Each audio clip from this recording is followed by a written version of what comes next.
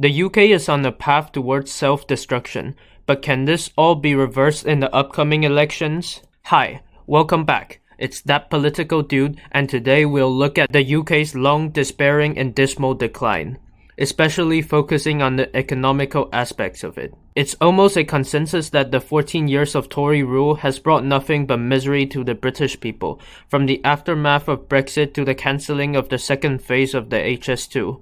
They were slow to deal with the COVID-19 pandemics, with the Eat Out Help Out scheme causing a spike in the number of infections, which further put pressure on the nation's healthcare system and caused thousands of unnecessary deaths. Then, in the name of cutting the UK's debt, the Tories have made austerity cuts in the NHS, in the education service, and social subsidies. Economists have used a new term to describe the hellish situation in the UK. They call this term stagflation, in which the British economy is stagnant, has not been growing or improving, whilst inflation is reaching new records, and the purchasing power parity of the UK citizens have declined by so much that an estimated 14.4 million people, or every 1 in 5 people in the nation, is impoverished.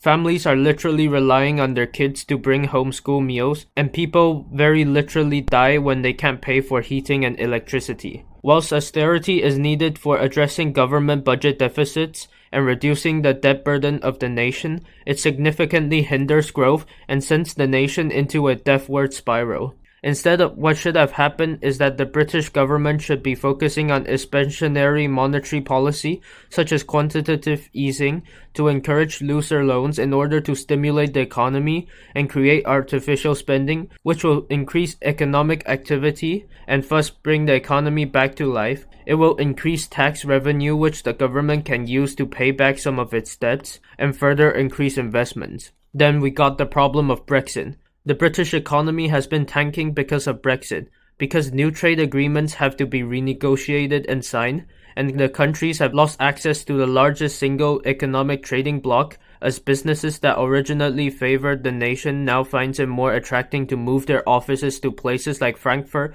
Amsterdam, Paris, Zurich, Warsaw, and Vienna. The major problem with Brexit is that the UK now lost comparative advantages it used to have access to. There's now no more cheap Polish plumbers and lorry drivers. No one wants to buy British products anymore. In fact, many voters in the UK actually regret not voting Remain.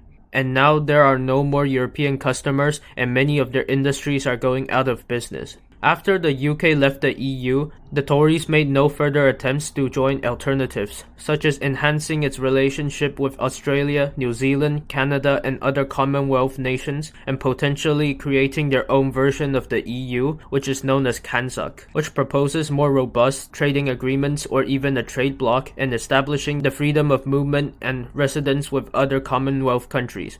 The Americans are businessmen, and they will definitely betray the UK.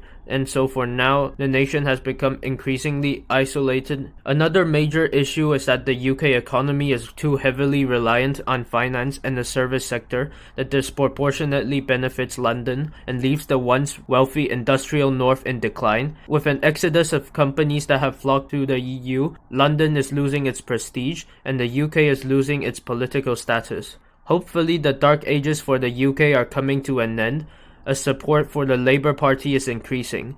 The Labour Party are known for their anti-austerity measures, which will hopefully reverse the workings of the Tory government, bringing new life into the health, education, industry, high-end manufacturing, transportation, and other relevant business sectors. However, Keir Starmer, the leader of the Labour Party, has opposed to rejoining the EU, so it remains to be seen what the Labour Party proposes to address the UK's comparative advantage issues, whether they would push for the creation of the CANZUK. Subscribe, stay alert, and I'll catch you in the next one.